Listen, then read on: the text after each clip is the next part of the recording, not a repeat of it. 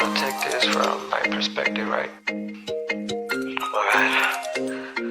I take this from my perspective in the sense that, art really has some principles that are on it, and the technique comes after the principles. What do I mean by that? Rule of thirds in photography.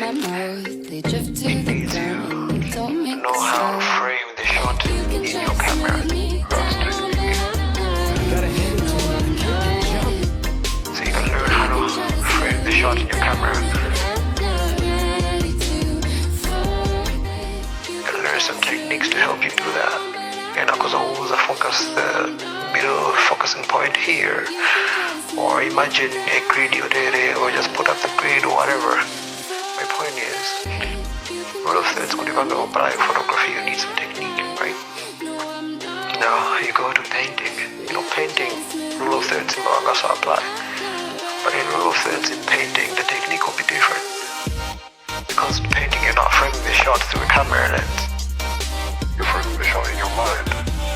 You're translating that onto the canvas to your hands. Or mouth or whatever body part you use.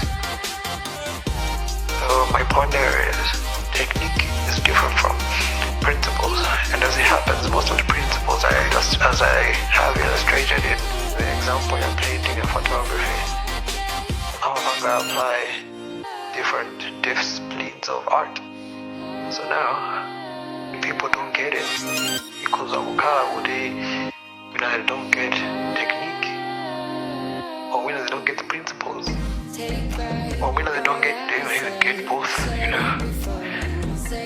So it depends.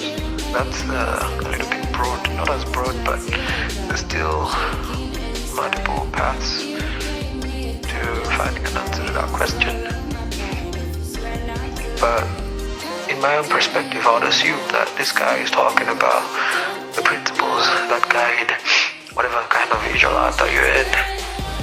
From a technique is easily gotten compared to, it's not easy on itself, but compared to principle, technique is a bit more complex, depending on the kind of person as well. Other people get the principles really quick.